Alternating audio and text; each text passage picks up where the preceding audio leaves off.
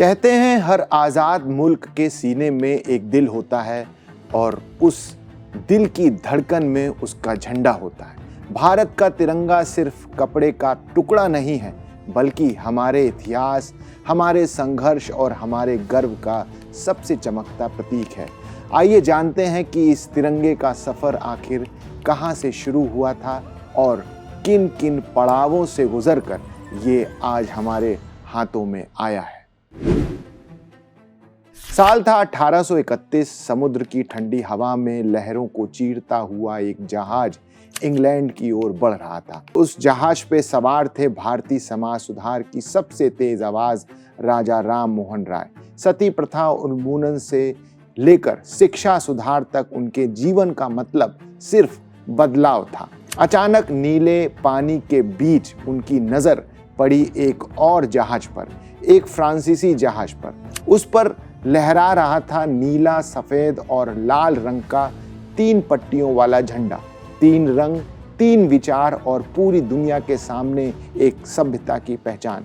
उसी क्षण उनके मन में एक सवाल गूंजा कि क्या भारत का भी कोई ऐसा झंडा होगा जो हमारी आत्मा, हमारी एकता और हमारी आज़ादी की पहचान बने। ये ख्याल वहीं बीज की तरह बोया गया था, लेकिन उस सपने को हकीकत बनने में 116 साल और करोड़ों भारतीयों का संघर्ष लगना था।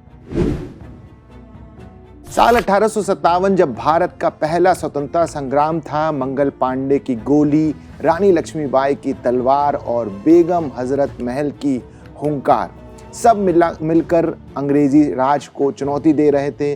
भले ही ये क्रांति जीत में ना बदली हो, लेकिन इससे हर दिल में आज़ादी का बीज बो दिया और साथ ही एक सोच ने जन्म लिया, भारत को अपना प्रतीक और अपना झंडा चाहिए। फिर 1885 में जब इंडियन नेशनल कांग्रेस का गठन हुआ तो एक राजनीतिक मंच तैयार हो गया, लेकिन अब भी एक चीज़ की कमी थी, एक ऐसा प्रतीक जो एकजुट कर सके। साल था 1904। एक महिला ने अपने हाथों से आज़ादी के प्रतीक को गढ़ना शुरू किया। वो थी स्वामी विवेकानंद की शिष्या भगिनी निवेदिता।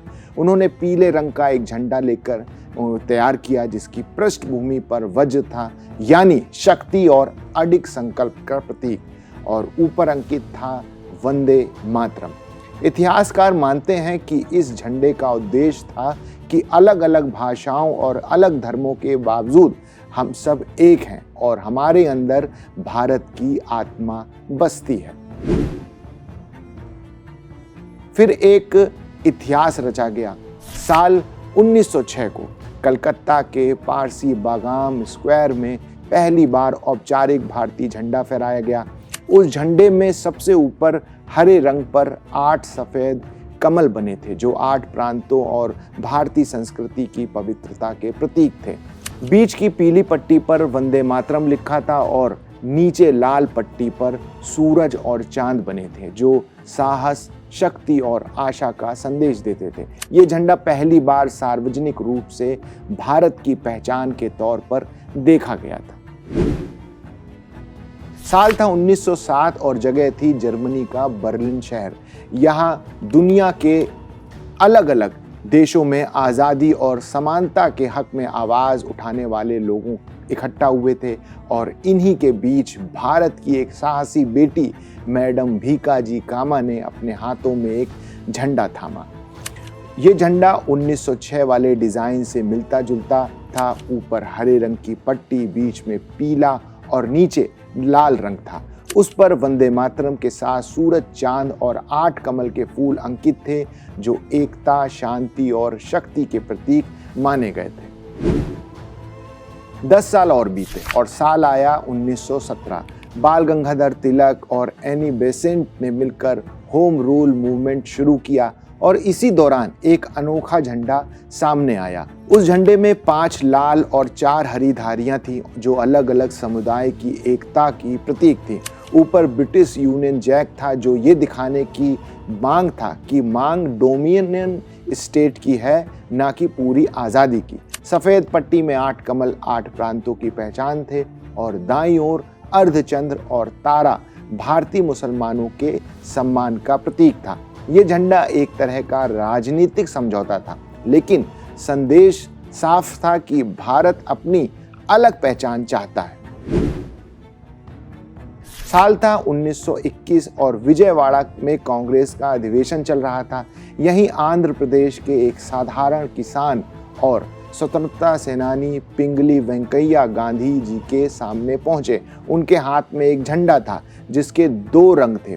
ऊपर लाल रंग था जो हिंदू समुदाय का प्रतिनिधि था और नीचे हरा रंग था जो मुस्लिम समुदाय का प्रतीक था, और बीच में था चरखा जो ये बता रहा था कि चरखा सिर्फ धागा नहीं काटता बल्कि देश के आत्मनिर्भर होने का सपना बुनता है। लेकिन गांधी जी ने ये झंडा देखते ही कहा कि वेंकैया जी, ये झंडा सिर्फ 2 रंगों का नहीं होना चाहिए बल्कि इसमें भारत के हर धर्म, हर जाति, हर वर्ग का अस्क होना चाहिए। अब इसमें सफेद रंग जोड़ा गया जो शांति, सत्य और सभी समुदाय की बराबरी का प्रतीक था। इस तरह लाल, सफेद और हरे रंग के साथ बीच में चरखे वाला ये झंडा बना, जिसने देश को संदेश दिया कि हम एक हैं और हमें आजादी चाहिए।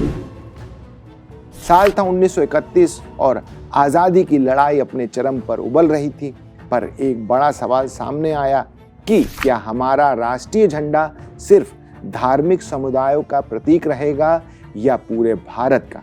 ये एक नया दौर था और ज़रूरत थी एक ऐसे झंडे की जो भारत के हर व्यक्ति, हर धर्म, हर विचारधारा का झंडा हो, जो हमें एक करे ना कि बांटे।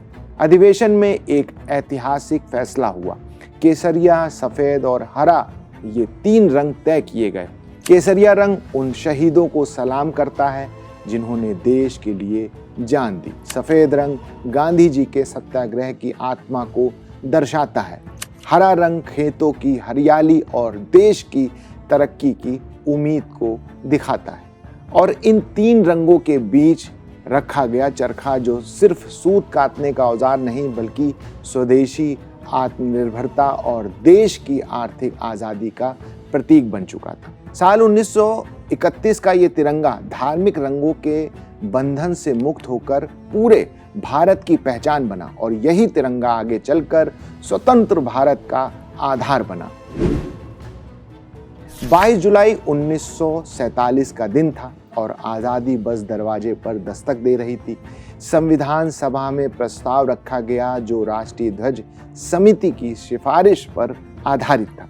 ये तय हुआ कि आज़ाद भारत के लिए हमारा तिरंगा कैसा होगा। 1931 के डिज़ाइन को आधार मानते हुए इसमें एक बहुत बड़ा बदलाव किया गया। चरखे की जगह अशोक चक्र ने ले ली। गहरे नीले रंग का ये 24 तीलियों वाला चक्र सम्राट अशोक के धर्म चक्र से प्रेरित था। उस पल तिरंगे के हर रंग को एक नया अर्थ मिला। केसरिया जो त्याग और बलिदान का रंग बना, सफ़ेद जो शांति, सच्चाई और पारदर्शिता का प्रतीक है, हरा जो जीवन, विकास और समृद्धि का रंग है, और सफ़ेद पट्टी में बना अशोक चक्र जो सत्य, न्याय और सतत प्रगति का प्रतीक बन गया।